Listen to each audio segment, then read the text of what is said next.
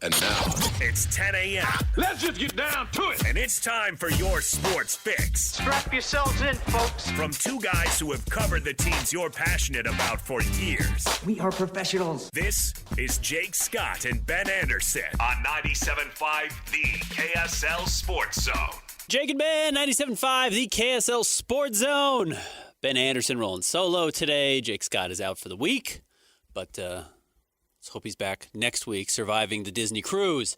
We have Jeremiah Jensen joining us right now, actually live on the Air Link, meaning you can find him on YouTube if you are streaming the show today. JJ, you still in San Francisco? I am still here, sitting in the hotel room, trying to, recover from whatever yesterday was. That was quite an experience at Super Bowl 60. Yeah, you were there yesterday. What was your day like before we get into the actual game? Because that might have been the least interesting part of the entire day. How early did you have to get there? What is going to a Super Bowl like, or covering it like, as a media member? Well, it depends on the location, because there's some places that have more traffic than others. But we had a media hotel in downtown San Francisco, and that's where a lot of the activities this week took place. But for those that know, the stadium's in Santa Clara, which is an hour drive south of downtown San Francisco. And so we had to get up actually early not like super early in the morning, but for media people, early in the morning. We had to leave here about 10:30 Pacific time to get down there in time to be in place to actually go through all the security stuff and get into the place and do our jobs. So we were in traffic for 2 hours. Wow. It was crazy trying to get, and it's fine until you get close to the stadium, and then it gets completely shut down. We went down a road where we got stuck behind the team buses. So, the police do the police escort, and they shut everything down. So we had to just sit there for 30 minutes while they tried to get these teams out of the team hotel and over to the stadium. So you do that, you go through security, which is crazy because all these people are trying to get in there. It's a madhouse, but it's fun, and the environment is crazy. It's a great celebration. You get in there, you feel the energy. It's awesome, but it is a long day, and I think that everybody that goes and is involved in it feels that. But it's quite a process getting to the Super Bowl and getting in there, and then you witness just how hard it is to pull off this entire operation. It's quite a spectacle seeing everything come together, but when it does, there's no better show in sports, man. The Super Bowl is unbelievable. I don't know how many listeners recognize how many games I'm sure you've covered. I've definitely covered all-star games, summer league games. A lot of it, honestly, you're not actually out on the field or out on the court. You are doing prep work, or you're trying to, you just recognize you might get a better view of the TV in the media room than you do actually being out there on the field. So how much time did you spend in the actual open stadium watching the game? How much could you actually see? Yeah, I had a seat up in the auxiliary. It was pretty up high, but I actually had a good seat. One of the best seats I've had at a Super Bowl. And I'll tell you, the whole setup was great this year. I thought that Levi's Stadium did a great job, really, really accommodating everybody, including fans, media. It was a great setting. So I did have a place to sit down and watch. I have been to Super Bowls, Ben, where it's like I'm just going to go to the media room and watch. Yep. I can't see what's going on. So you're right. But this Super Bowl in particular was really well put together, really well organized, and it was awesome. And unfortunately, the game itself probably didn't meet the hype of the moment because the setting was great, the crowd was great, all of it was pretty great. So the game itself, that's a different story. As far as the crowd goes, are there fan bases there, or is it just, hey, we got a Super Bowl ticket, so we have to go, or is it hardcore travelers? Look, you've got that corporate feel to it, right? In the big seats. I can't imagine who can afford those. But man, Ben, you walk in there and the sea of fans, people wearing jerseys, is unbelievable. You got to understand, somehow some of these people are so hardcore. And you're a Seahawks fan. Patriots fans have been to the Super Bowl 12 times. But the Seahawks, they've only been to 3 Super Bowls in their entire history. And so when they get there, they're way into it. That's a passionate fan base. The 12 is a big deal for a reason. Yeah. And it's not that far from the Northwest to come down here and travel for it. And they brought their fans, man. They really traveled well. And that's what there is a corporate feel to it, but the amount of fans that are willing to pay the Super Bowl prices for a once in a lifetime bucket list opportunity and to go there, and for Seahawks fans, to be able to celebrate a Super Bowl like that is pretty special. They pay a pretty penny. I don't even know how much. I mean, there's people that are paying $5,000-$6,000 for a ticket. It's insane. But yeah, Ben, I mean, you would think that this has become so corporate, but you'd also be blown away by the amount of passionate fans that are there wearing their jerseys, just packed with real hardcore fans that didn't want to miss this moment. Well, I do think we got a real taste of what the game was going to be like in the first quarter, and I know it was only 3-0, but it felt like the most lopsided 3-0 game I had seen. I mean, Seattle looked relatively in control, other than the offense couldn't, push the ball past the goal line, but it didn't look like the Patriots were able to move the ball at all. Was that youth from Drake May? Was that out coaching? Because Vrabel's a very good coach. I was really hyping him going into this game. What did you see actually being there? The Seahawks are that much better. The Seahawks are dominant. You look at what the Seahawks have done this season, and playing honestly, Ben, that was the hardest division in football. You look at after it's all played out, right? You've got Seahawks, Rams, and a 49ers team that, even though they were beat up, still made it into the playoffs, won a playoff game, and had a phenomenal season. And the only team that could shut them down was the Seahawks, and they obviously were able to do that. But that was the toughest division in football. And the Seahawks went through a gauntlet in the NFC. You look at the other side, and everybody talked about this and was wondering, was the Patriots' soft schedule going to hurt them at some point? And I think it did in this Super Bowl. They were not prepared for the physicality and for what they were going to see in this game. You can look at how weird the Broncos game was in the conference championship game, the weather and all that. How worthy of a champion would the Patriots been compared to what the Seahawks are? The Seahawks defense was unbelievable. They have a great offensive line. They can run the football. Sam Darnold, is he top 10 in the league now as a quarterback? You can have that debate. I don't know that Sam Darnold was amazing in this game, but he took care of the football, and he was consistent throughout the postseason, and he got the job done for this team that just needed stability at that position, right?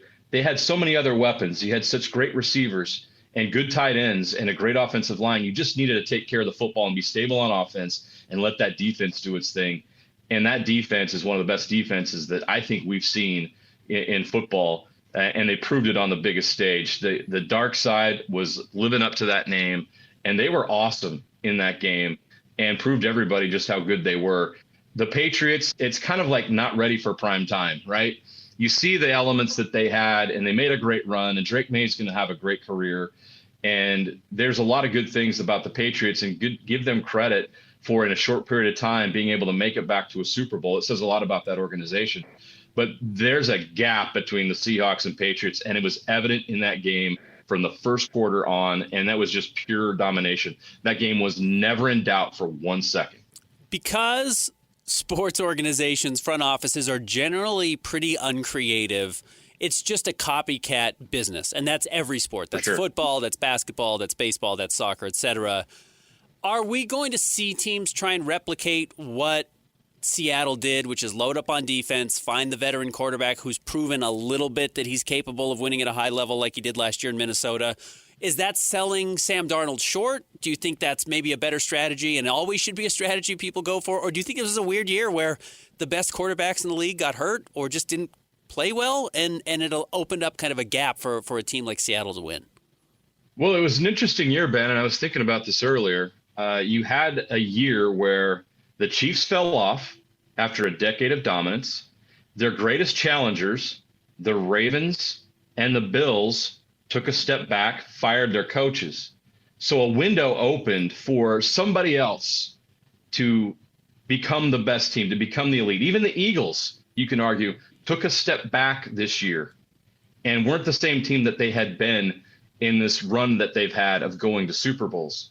So there was a vacuum of excellence. Somebody could step up, and the Seahawks did that. They took advantage of that, and they did it with defense. And so, to your point, is it a copycat league? Absolutely. This has always been the case. You know, you've seen electric offenses come along. You know, remember the Rams of 25 years ago came along, and then all of a sudden there was these defenses that tried to figure out how to stop what they were doing. You know, that the list goes on and on and on of, you know, one team figuring something out and then another. And everyone's been trying to figure out the Chiefs for the last decade, and age finally caught up with them. but there's always a response. And I look around the league right now, Ben, and I think the teams that are best positioned to win have exactly the elements that the Seahawks have. I'll mention some. The Jacksonville Jaguars. There's a team that not a lot of people talk about, but that is a team that has a phenomenal defense. Trevor Lawrence was kind of like maybe a little bit more explosive because of his ability to run the football, but kind of like Sam Darnold was this year, where he gives you something solid at that quarterback position that you can count on, and then you let your defense do its thing. The Denver Broncos are another example of that, Ben, where you got Bo Nix, you've got that offense that is not dynamic. They're not lighting up the scoreboard, but their defense is giving them time and opportunity to be able to do what they need to do. But that Broncos defense is built to win championships. And so you start looking around the league, what team looks like Seattle right now? And I just threw out two of those in the AFC. And one would argue that under different circumstances, either the Jaguars or the Broncos probably would have been a better competitor to the Seahawks in the Super Bowl. But because of different circumstances, and to give the Patriots credit, they took advantage of those opportunities, but the Patriots found a way to take advantage of them and got there. So in the future, I think you're looking at some of those teams I mentioned as their biggest challengers in the AFC. And I think the Eagles can get back to being what the Seahawks were. And you look back at the Eagles, and that's what they were. You know, they had that offense was not, it was not a track meet, right? You had a really strong, tough quarterback that made plays and took what the defense gave them. They had the push so they could get a yard when they needed to, and that defense was dominant. That seems to be the recipe in the NFL because everyone's playing that two safety high. You know, it's really hard to really be explosive. And so if you have an offense that can pick its spots, get explosive plays, and have a defense that can shut down the explosive plays, that's how you win in the NFL. It's all about the explosive plays and being able to contain them or make them on offense. And the teams that do that best are the ones that can break through. There's and I think the Packers are positioned potentially to be one of those teams. I think the Bears could be as they get their defense better. They've got a quarterback now that they believe in an offense. So there's some teams out there that will challenge the Seahawks. I don't know if this is the start of a type of a dynasty, and the Seahawks have some personnel issues they're going to have to address in the offseason. They may lose some of these guys, but for now, the Seahawks are the model. And man, it was quite a show they put on Super Bowl Sunday. That was a very, very dominant performance. One of the most dominant performances we've seen over the last decade in the Super Bowl. Dominant defense, great running back. That could have been last year with the Eagles with Saquon Barkley. That could have been, this year with the Seahawks. You're right. The Texans, you look at teams like that could maybe jump up. Another team. That's another team to keep your eye out on, yep. Great defense, pretty good quarterback. You get that running back that moves the ball consistently. I mean, that's a move towards old school football almost, and I'm not going to pretend anyone stops throwing the ball the way they do now. Right. And you have to be able to pass for 25 to 30 touchdowns. Even Darnold's numbers look prolific compared to what we saw, in the mid-'90s or early '90s. But, maybe maybe the pendulum's swinging back away from the 4,000-yard quarterback. Yeah, and I mean, obviously, there's still you look at the Rams, and maybe that's an offense. They came up just short, but that team pushed the Seahawks to the brink twice back in 3 matchups. So, and beat the Seahawks this year, by the way. So the Rams are still that formidable offense, and they have Stafford, who's the league MVP. And to your point, Ben, there's not many offenses that could light it up and at that level, and Stafford was rewarded for that by winning the league's MVP. So, maybe that's the challenge here is for a team to find something offensively to be able to combat some of these teams with that combination of great defense and solid offense that we talked about. And the Rams maybe, I worry because Stafford's a little older, but they've got a lot of young guys on that team. Puka Nacua is a young player. They're going to have to figure out a way to pay him here soon, but they got a lot of nice young pieces. Their running backs are young.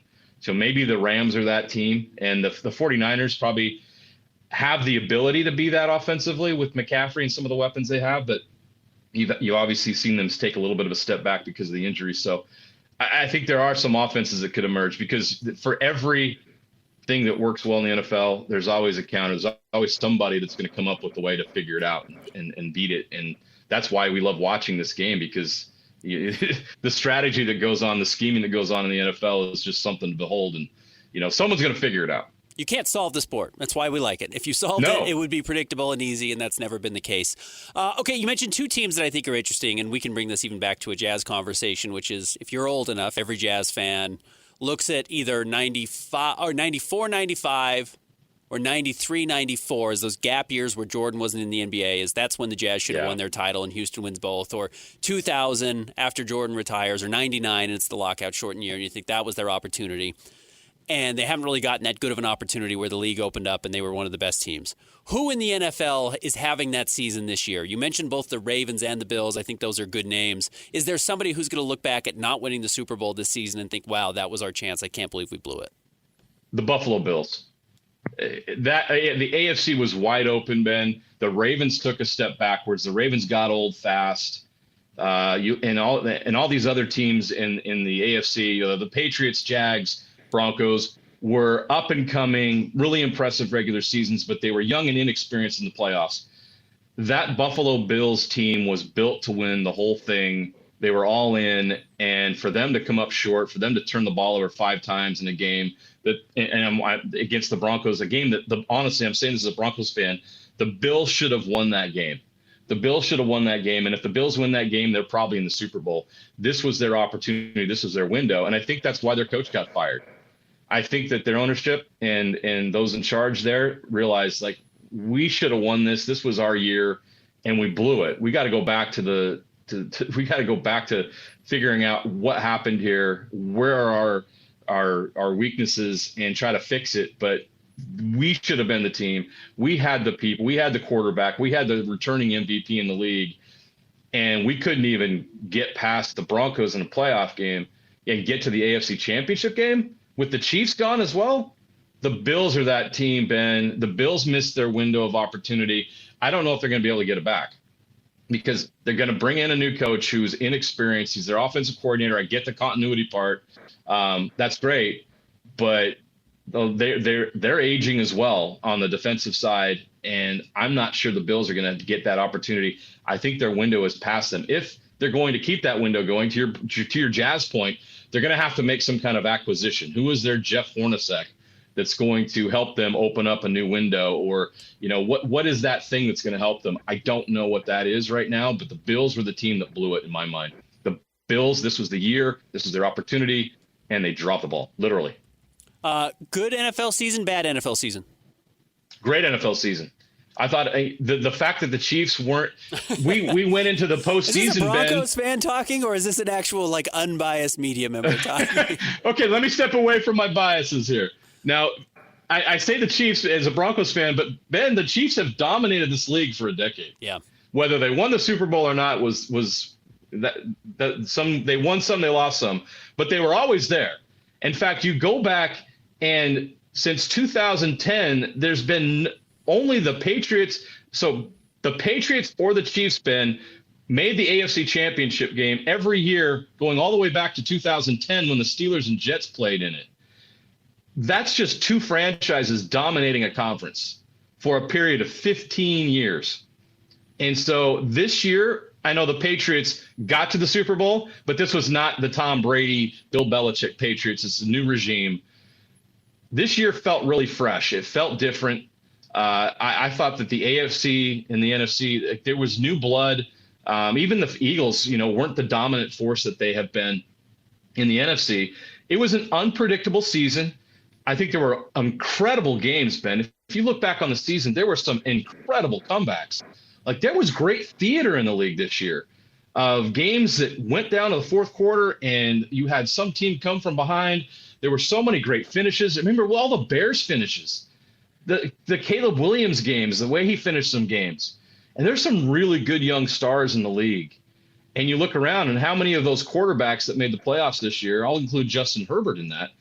There's young quarterbacks that are taking over this league now. And you look at the list, and it's an impressive list of young talent at the quarterback position, Drake May and Bo Nix. And I think that there's a lot of guys in the mix now, just Trevor Lawrence. The list goes on of guys that are less than 5 years in the league that won a lot of games this year. And those guys are going to get better. And, I think you could still – Lamar and Josh Allen are still the same age as Sam Darnold. I mean, there's still some young quarterbacks with a lot of good years in this league. You're going to see some exciting play from the quarterback position. I think there's a lot of cool things that are happening with the way that teams use analytics to decide what they do. We've seen a lot more going for it on fourth down. I think that's exciting. No one wants to watch a punt although you saw a lot of punting in the Super Bowl on Sunday. For the most part, teams have been very bold in the calls they're making and the choices they're making. It's made for a more entertaining NFL. And so this season was a lot of fun for me to watch, not just as a Broncos fan, but as an NFL fan to see the league and see some of these games. You can tune in on every Sunday or even some Monday nights. You had some wild finishes. Even the Thursday night games were better, honestly. I think the Thursday night football has a bad reputation on those short weeks of being bad, but there were some good Thursday night football games this year. So it was a good year for the league, and it's a good year for football fans. I thought it was a great year in the NFL. Jeremiah, great stuff on your coverage from San Francisco. Thanks for jumping on. We'll talk to you soon. Thanks, Ben. Appreciate it. We'll see you soon. There he is, Jeremiah Jensen. Catch him every day right here, 3 to 6 with Alex on JJ and Alex. Good stuff. Boring Super Bowl game overall. We'll talk more about that coming up next in the top 3 stories. But I'm curious. I'm curious what Christian has to say. Good NFL season or bad NFL season. We'll talk about that next with the top 3 stories. Stick around. Jake and Ben, 97.5, the KSL Sports Zone.